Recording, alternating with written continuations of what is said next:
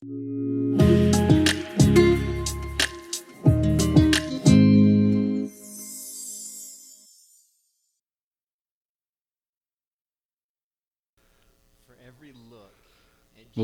chaque regard,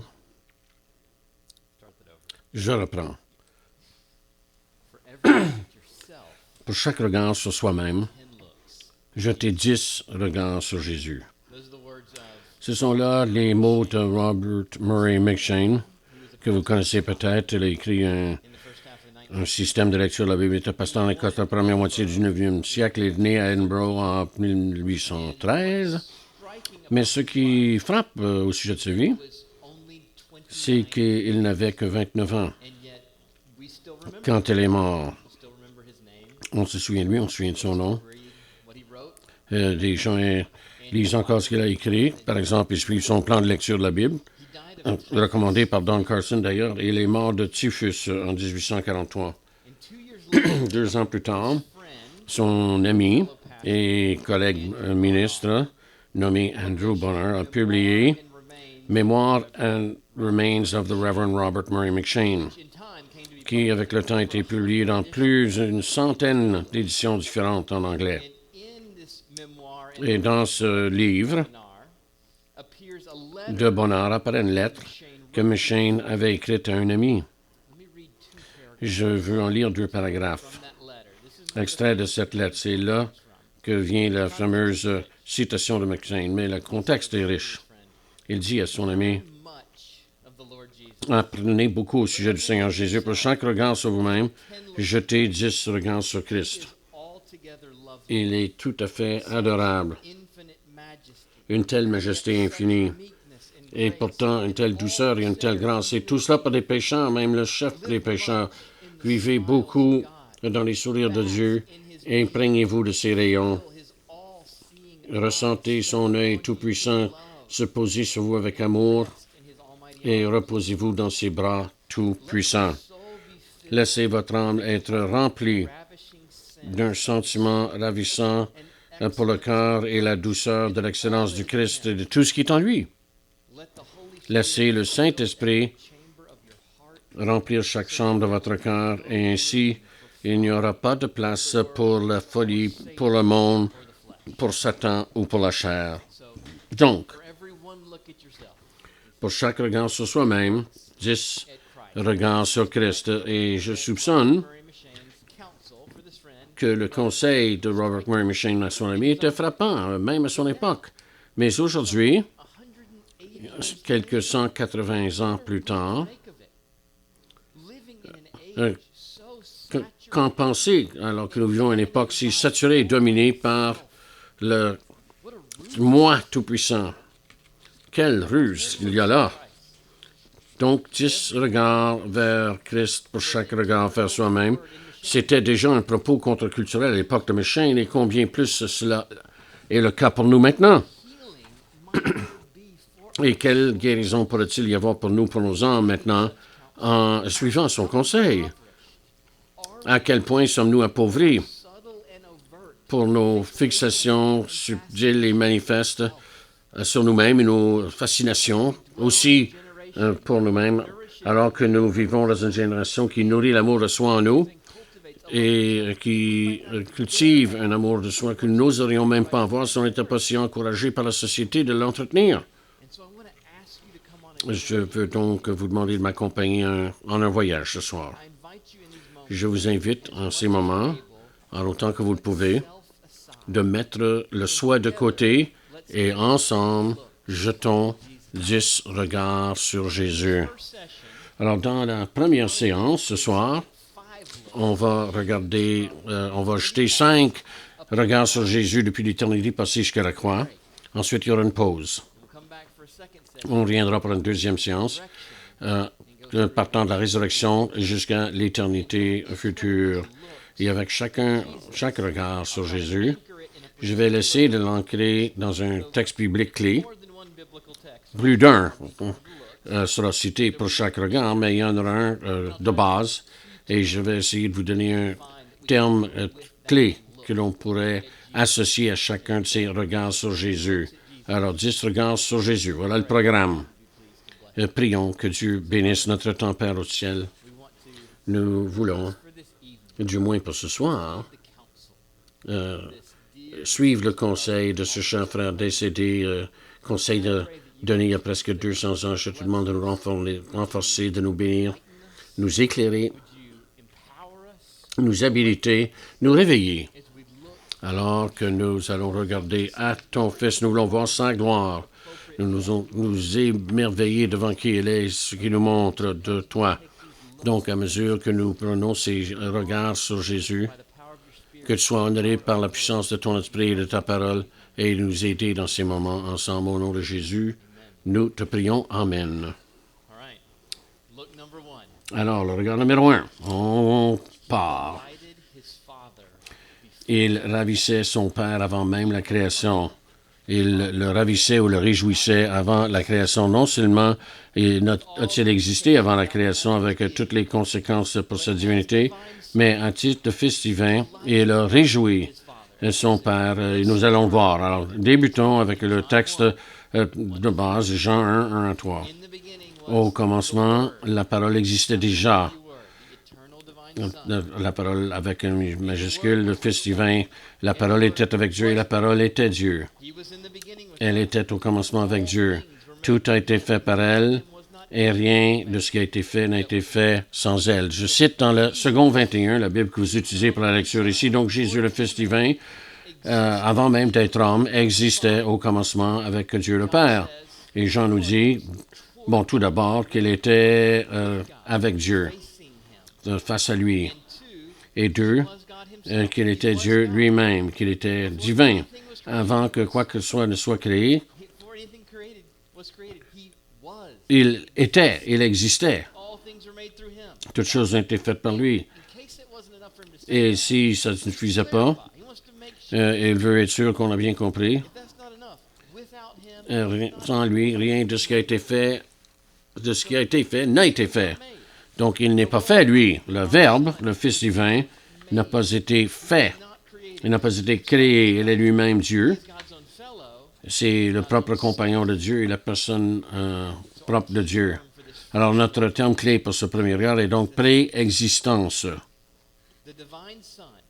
Le Fils divin, deuxième personne de la Trinité, celle que nous connaissons maintenant sous le nom de Jésus de Nazareth ou de Christ, a préexisté sa vie sur terre avant de venir chez nous, avant d'exister en tant qu'homme. Il existait avant, il préexistait.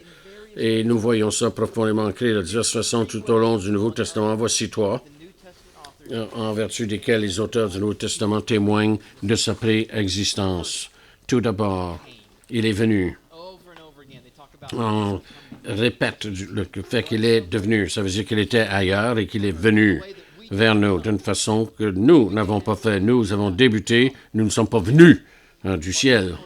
Marc 10, 45, l'homme est venu donner sa vie en rançon pour beaucoup. Jean 3, 13, personne n'est monté au ciel, sinon celui qui est descendu du ciel, le Fils de l'homme. Hébreux 10, 5, en entrant dans le monde, Christ dit, 1 Timothée 1, 15, Christ est venu dans le monde pour sauver les pécheurs. Donc, il était au ciel avec son Père, éternellement avec lui, et il est venu. Deuxièmement, il a été envoyé. Vous voyez le lien? C'est différent de simplement envoyer un prophète qui aurait pu être envoyé comme Jérémie qui est parti de sa ville natale, Anatot, qui n'a pas été envoyé d'un endroit à un autre, mais du ciel. Galates 4.4. Mais lorsque le moment était vraiment venu, Dieu a envoyé son Fils, né d'une femme. Et dans Marc 12, 6, dans la parabole, il parle du propriétaire de la vigne qui a envoyé son Fils bien-aimé. Hein? Donc, il est venu, il a été envoyé. Troisièmement, il a été donné. En effet, le Dieu l'a donné. De Jean 3,16. En effet, Dieu a tant aimé le monde qu'il a donné son Fils unique, afin que quiconque croit en lui ne périsse pas, mais ait la vie éternelle. En Romains 8,32, on dit que Dieu le Père n'a pas épargné son propre Fils, mais l'a donné pour nous tous. Il est venu, il a été envoyé, il a été donné. Alors, pleinement Dieu lui-même, Christ a été donné, est envoyé, il est venu. Et non seulement il préexistait avant sa venue, mais il existait à toute la création. nous dit Jean 1.1. On l'a vu. Alors, que faisait-il, ce Fils, pour ces âges sans fin de l'éternité passée avant que le temps même n'existe? Et une de ses réponses, on l'a vu, il réjouissait son Père.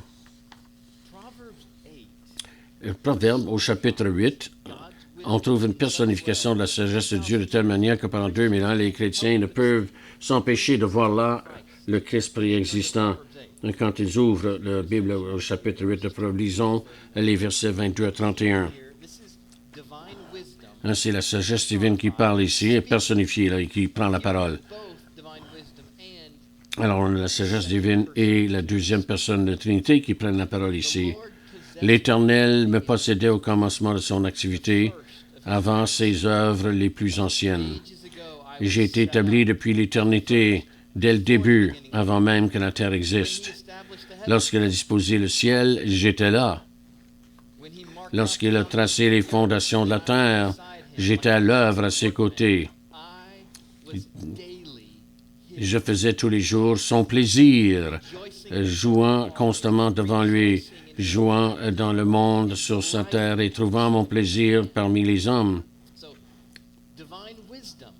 Donc la sagesse divine, avant même la fondation du monde, se réjouissait en Dieu et Dieu prenait son plaisir dans la sagesse divine, ou on peut dire, le Fils se réjouissait dans le Père et le Père prenait son plaisir dans le Fils. Et cette réjouissance du Père dans le Fils avant que la création ne soit faite aide à expliquer pourquoi.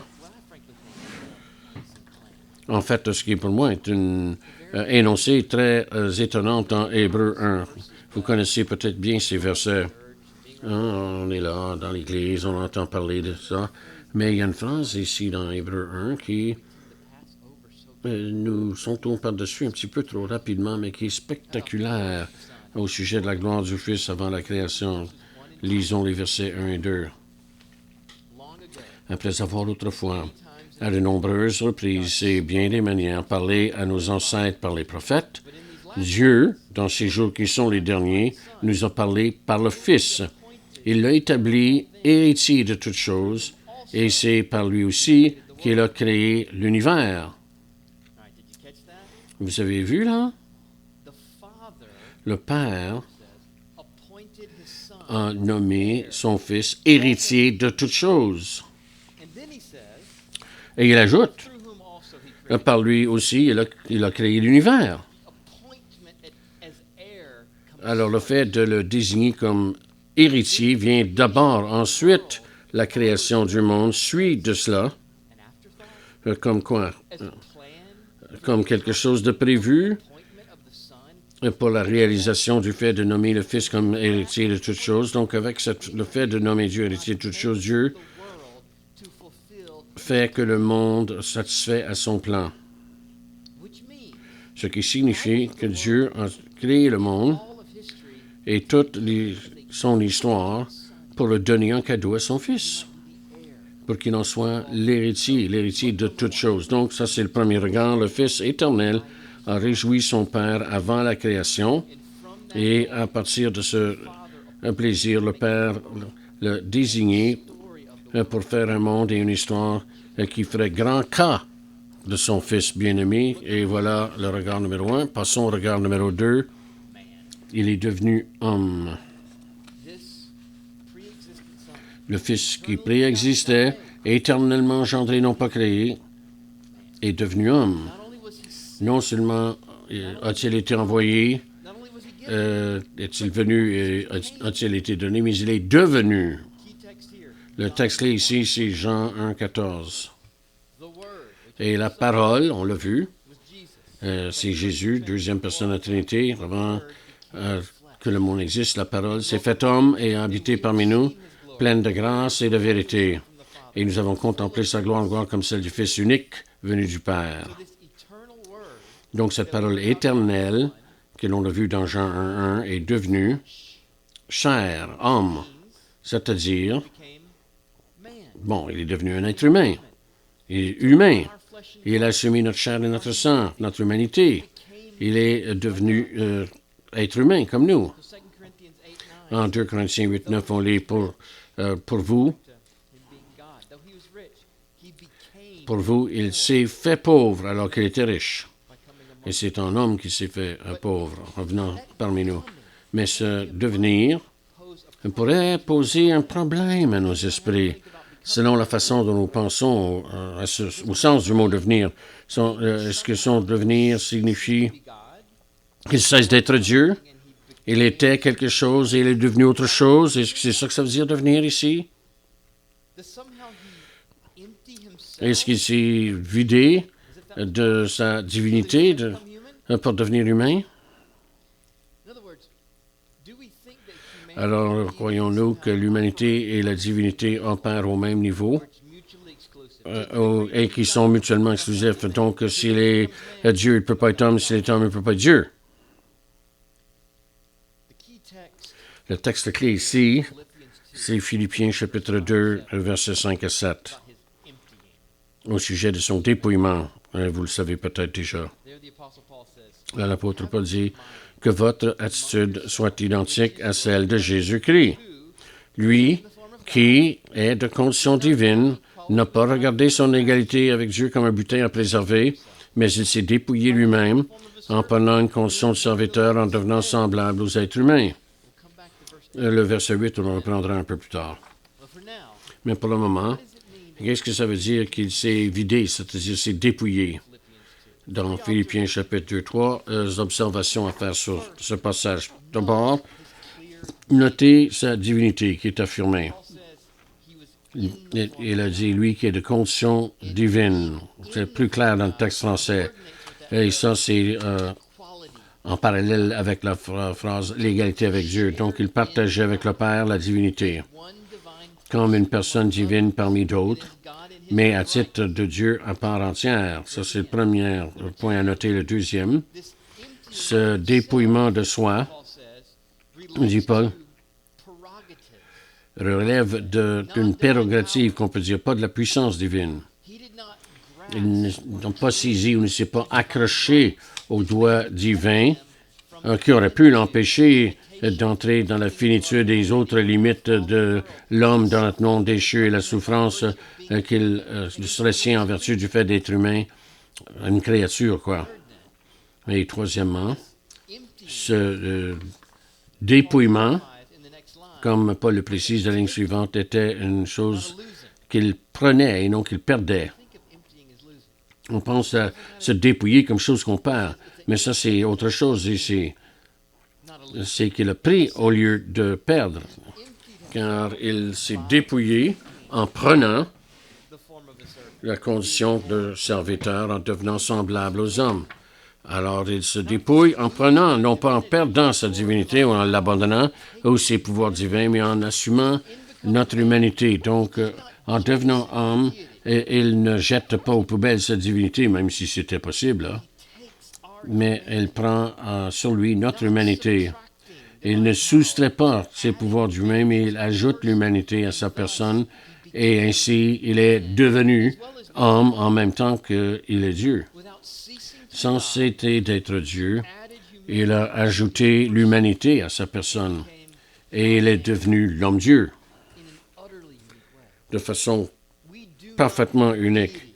Nous n'avons pas la divinité attachée à notre personne, et Dieu le Père et Dieu le Saint-Esprit n'ont pas l'humanité attachée à leur personne, mais l'homme-Dieu, lui, est unique dans tout l'univers, car il a à la fois l'humanité et la divinité qui font partie de sa personnalité.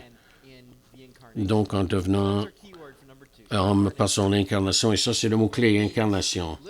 Et ça veut dire revêtir la chair, ou l'ajout de la chair humaine ou de la nature humaine à sa personne divine qui est éternelle. Donc Jésus a pris un corps humain, il est né. Dans la confession de foi, on dit conçu du Saint-Esprit, né de la Vierge Marie. Il a grandi et s'est fatigué parfois dans son corps humain. Il dormait, il a eu faim et soif. Il a connu la faiblesse physique. Il a souffert. Et comme Colossiens 2.9 nous dit, c'est en lui qu'habite corporellement toute la plénitude de la divinité. Mais l'humanité n'est pas seulement un corps, c'est aussi une âme ou un esprit. L'esprit humain peut être pleinement homme, il a assumé toute notre humanité, corps et âme. On néglige cela parfois. Il a manifesté, et on voit clairement dans les évangiles, des émotions humaines. Le chagrin, la compassion, la colère, la joie. Il gémit. Par exemple, dans Marc 7 et 8, il est affligé, troublé, sans avoir de l'anxiété. Il est troublé. Il a pleuré. Jean 11. Il a prié avec de grands cris et des larmes. Hébreux 5, verset 7. Et comme Jean Calvin l'a résumé, Christ a revêtu nos sentiments aussi bien que notre chair. Mais une âme humaine signifie non seulement des émotions, mais aussi un esprit humain. Avez-vous pensé à cela, un esprit humain, l'esprit humain de Christ? Il a grandi en stature et en sagesse, lit-on dans Luc 2, verset 52. Et comment? Sinon, par rapport à un esprit humain fini qu'il a ajouté à sa personne lors de son incarnation. Jésus pouvait-il dire dans Marc 13, 30 au propos de sa seconde venue, « Quant au jour et à l'heure, personne ne les connaît, même pas les anges dans le ciel, ni le Fils. Le Père seul les connaît. » En tant que Dieu, il savait tout, mais en tant qu'homme, il ne savait pas tout. Ce qu'il savait, il le savait sans péché, mais il ne savait pas tout dans son esprit humain, comme il ne savait pas tout par rapport à son esprit divin. Alors, nous allons peut-être pouvoir ainsi identifier une volonté humaine dans l'homme Dieu, en plus de la volonté divine qu'il a partagée avec son Père par rapport à sa divinité. Alors, Jésus peut ainsi dire dans Jean chapitre 6 et au verset 38, « Je suis descendu du ciel, non pour faire ma volonté, mais celle de celui qui m'a envoyé. » Et puis, quand cela importait le plus, il a choisi, avec cette volonté humaine, d'embrasser la volonté divine plutôt que l'impulsion de préservation de la vie à laquelle la volonté humaine se donne naturellement. Lorsqu'il a dit à Gethsémani, « Mon Père, si cela est possible, que cette coupe s'éloigne de moi. Toutefois, non pas ce que je veux, mais avec ma volonté humaine, mais ce que tu veux. » Et maintenant, j'embrasse la volonté divine qui est également mienne, mais avec ma volonté humaine. Et on en parlera plus dans quelques minutes. Alors, il est devenu homme, et de sorte que pour l'œil et l'oreille humain, il était tout à fait et manifestement humain. Les gens ne débattaient pas dans l'Église primitive s'il s'agissait d'un homme. Ça, c'était pas discuté, c'était évident.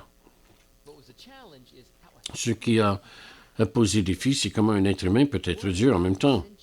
Alors, quelle condescendance et quelle dignité accordée à l'humanité se trouve dans cette créature suprême de Dieu, puisque Dieu est devenu homme.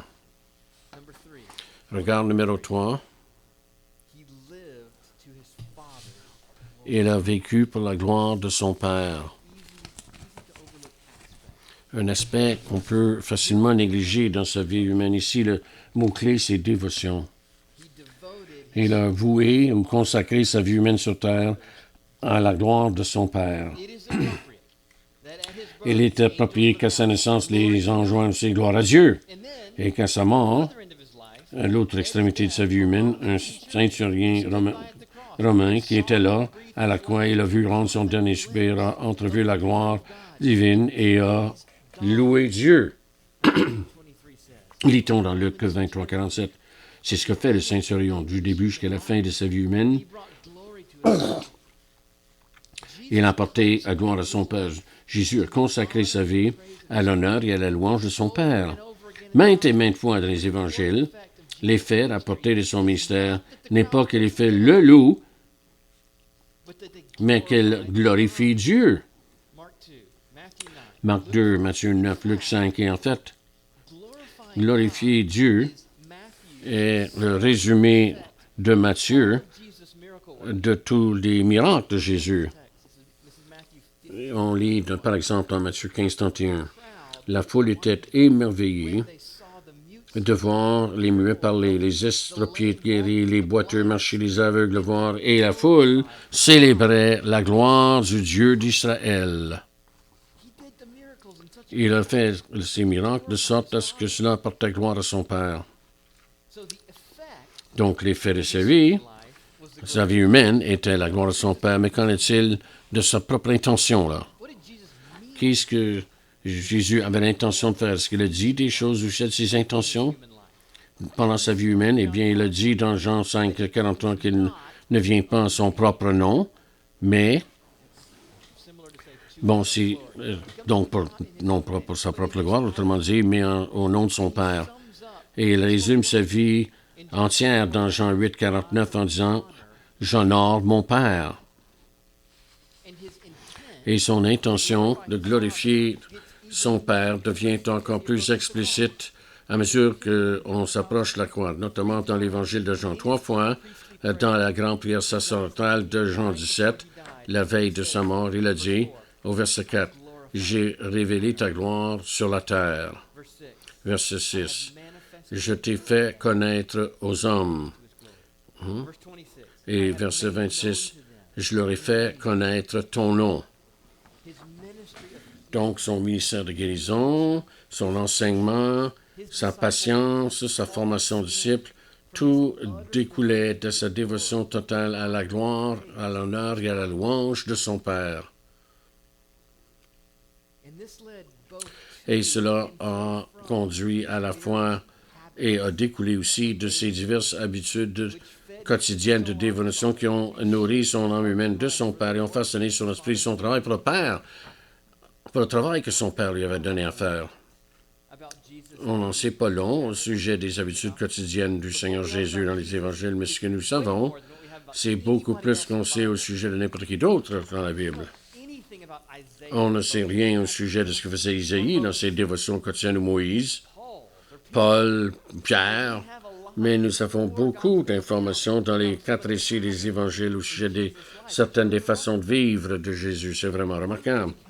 Une façon de le saisir qui est manifestement vraie dans la vie de Jésus, mais aussi applicable à notre vie, c'est que Jésus se consacre à la parole de son Père, les Écritures,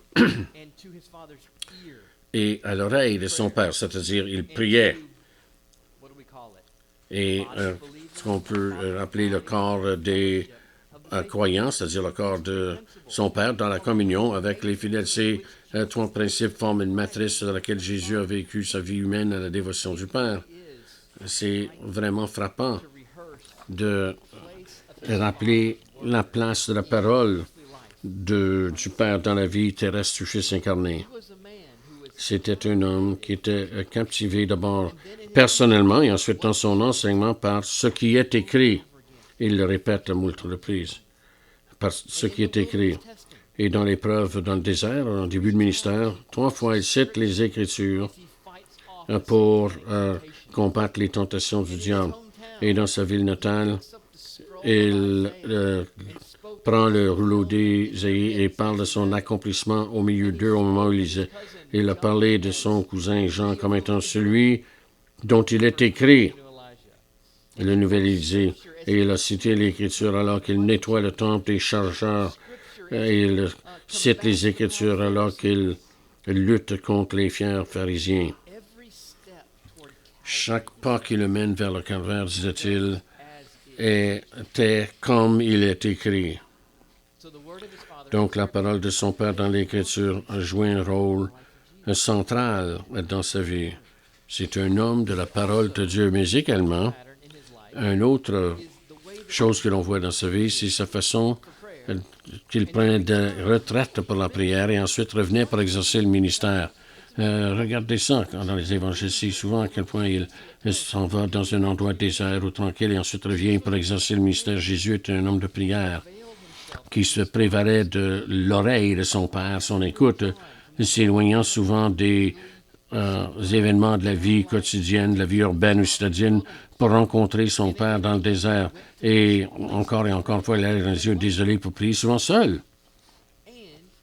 Mais parfois aussi, il amenait ses hommes et il leur enseigné d'en faire autant, cette façon de s'écarter pour prier au Père. Par exemple, il dit à ses disciples dans Marc 6, 31, « Venez à l'écart dans un endroit désert et reposez-vous un peu. » Et dans ces moments-là, en plus dans son investissement quotidien auprès de ses disciples, il profitait de communion fraternelle du corps des fidèles, ce qui est une façon d'atteindre la grâce de Dieu qui est souvent négligée de nos jours. Jésus a puisé une force sainte pour son âme et a subi une formation sainte à travers la vie des fidèles. Donc, quand on considère sa vie de dévotion à son Père, nous trouvons, au fond, un homme de parole et de prière que l'on peut imiter, n'est-ce pas? Et même l'homme-Dieu s'est prévalu des moyens quotidiens de grâce de Dieu pour le bien de son âme par des habitudes d'accès et de répétition de la parole de Dieu et du fait de l'approcher dans la prière tout en vivant dans la communion fraternelle de ceux qui aussi étaient voués à Dieu. Regard numéro 4. Il s'est humilié. Cet homme qui a vécu d'une façon vouée à la gloire de son Dieu s'est humilié. Alors revenons à Philippiens chapitre 2 et on va inclure le verset 8, mais reprenons à partir du verset 6. Lui qui est de condition divine, il n'a pas regardé son égalité avec Dieu comme un butin à préserver, mais il s'est dépouillé lui-même en prenant une condition de serviteur, en devenant semblable aux êtres humains reconnus comme un simple homme, et il s'est humilié lui-même en faisant preuve d'obéissance jusqu'à la mort, même la mort sur la croix. Trois des mots les plus remarquables de la Bible chez le Dieu lui-même sous forme humaine. Il s'est humilié. Jésus s'est humilié non seulement au moment suprême, comme on va le voir, mais ça a été toute une vie d'obéissance à son Père. Donc, pour le regard numéro 4, le mot-clé, c'est soumission. Très populaire de nos jours, n'est-ce pas? Se soumettre signifie accepter ou céder à la volonté ou l'autorité d'une autre personne. Premièrement, en devenant humain, Jésus s'est soumis. Comme enfant, il s'est soumis à l'autorité de ses parents. Luc 2, verset 50, et après sa visite au temple à l'âge de 12 ans, où il a impressionné les gens du fait de poser des questions avec les dirigeants du temple, Luc fait dire, il est descendu avec eux pour aller à Nazareth et leur fut soumis. Pas seulement le bébé de 5 ans, mais Jésus de 12 ans, presque un homme qui a étonné les gens de Jérusalem, retourne à Nazareth et devient soumis à ses parents. En vertu du fait de devenir humain, il est entré dans diverses relations humaines et dans des contextes dans lesquels il devait avoir une disposition à céder. Et savez-vous, il n'y a rien de déshumanisant dans une telle soumission prévue par Dieu. En fait, rien d'inconvenant à Dieu lui-même dans le fait d'être en chair humaine. La soumission, peut-on dire, est en fait humanisante parce qu'elle reconnaît les limites de nos connaissances, de nos forces et de nos capacités. Et elle reconnaît aussi les appels donnés par Dieu qui nous a communiqués de diverses façons et qui embrassent notre humanité pour nous. nous embrassons en ne faisant pas semblant d'être Dieu lorsque nous soumettons comme il faut. Mais Jésus était Dieu, c'était pas tout à fait la même chose. Et bien qu'il fût un Dieu, il était aussi humain. Et en ce qui concerne sa vie humaine, il a accepté en bon droit et a cédé avec justice à la volonté de ceux à qui il était assigné à se soumettre, comme ses parents. Mais bien sûr, sa soumission la plus grande et la plus déterminante était à la volonté de son Père. Bon, on a déjà vu dans Jean 6, 38, « Je suis descendu du ciel non pour faire ma volonté, comme un agent de volage, mais celle de celui qui m'a envoyé. » Tout au courant de la vie de Jésus, dont le point culminant a commencé dans le jardin de Gethsémani, il a choisi de soumettre sa volonté humaine naturelle à la volonté de son Père. Et en quelque sorte, il était en formation pour cela pendant toute sa vie. Il entraînait sa volonté pour Gethsémani pendant toute sa vie, entraînant sa volonté humaine non seulement pour s'éloigner du péché, mais vers la volonté de son Père. Et alors qu'il priait dans le jardin, « Père, que ne soit pas ma volonté, mais la tienne », il achève ainsi le projet de toute une vie de s'humilier lui-même, et il le fait là au moment le plus critique. Judas est sur le point de se pointer dans le jardin. Les gardes vont venir saisir Jésus. Le choix ne pourra plus être fait une fois les gardes sur place. Mais jusqu'à ce qu'ils arrivent, il peut choisir. Mais il choisit de demeurer et de s'humilier. Et quand les gardes arrivent, et qu'il est pris dans une détention injuste, s'étant complètement humilié, il sera complètement humilié, calomnié, faussement accusé, injustement battu, flagellé, crucifié. Mais pas vraiment contre son gré, mais par choix. Il s'est humilié jusqu'à la mort sur la croix. Dans au moins 3 contextes distincts dans les enseignements de Jésus, il y a une ligne qu'il répète. Je me demande si ceux qui le suivaient, quand il a commencé à le dire, ils savaient comment le compléter, parce qu'il répétait « Quiconque s'élève sera abaissé, mais celui qui s'abaisse sera élevé. » Donc, un de ses enseignements les plus répétés. Mais non seulement l'a-t-il enseigné, mais il l'a vécu. Il l'a vécu, il s'est humilié lui-même. Et il s'attendait au moment et à l'initiative du Père pour l'exalter. Le point 5, le regard numéro 5. Il est mort pour des péchés qui ne sont pas les siens. À ce moment-ci du récit, on pourrait se demander pourquoi un tel homme a-t-il été exécuté? Il ne méritait pas de mourir. En fait, c'est la seule vie humaine dans l'histoire du monde qui n'a pas mérité la mort. La seule vie humaine sans péché. Et ici, le mot-clé, le terme clé, c'est substitution. Sa mort, tout comme le système sacrificiel en Israël, qui opérait depuis des siècles remontant à Moïse, était un système de substitution. Une partie innocente, un oiseau, un agneau, un taureau, sans tache, servait de substitut aux coupables et aux tâches que portaient les êtres humains.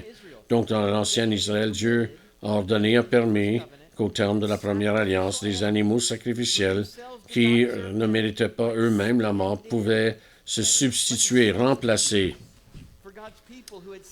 pour le peuple de Dieu qui avait péché, lui. La réalité du péché exigeait des comptes.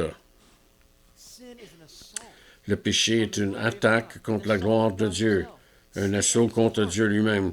Le péché au cœur est la préférence d'autre chose à Dieu, ce qui le déshonore profondément.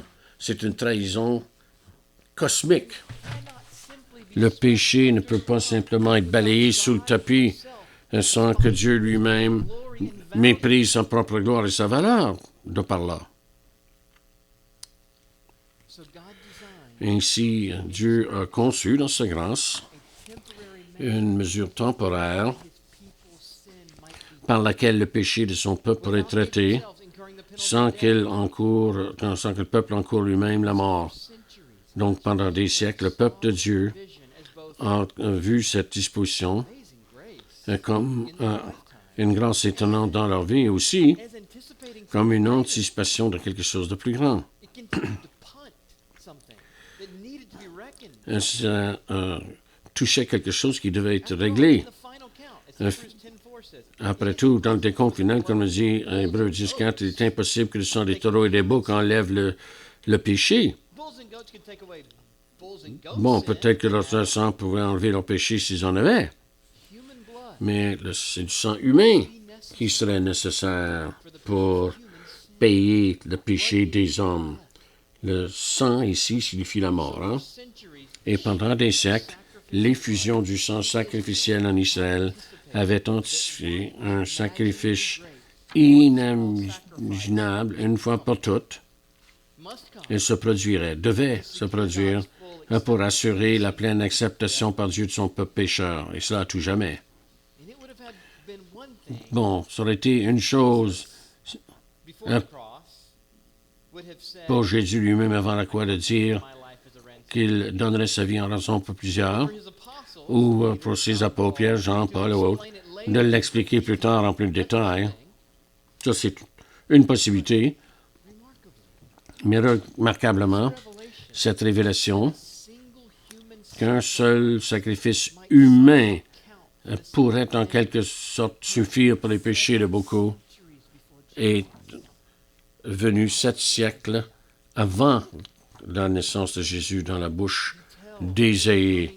Il nous parle d'un serviteur souffrant à venir qui était méprisé et rejeté par les hommes, un homme de douleur et habitué à la douleur.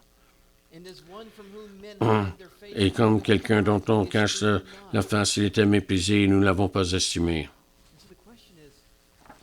La question se pose alors, pourquoi cet homme a-t-il été méprisé et rejeté? Était-ce pour ses propres échecs qui faisaient qu'il méritait ce mépris, ce rejet? Mais non, pas pour des péchés de sa propre cruauté. Isaïe alors ose marcher là où Moïse ne faisait qu'indiquer. On lit dans Isaïe 53, versets 4 à 6.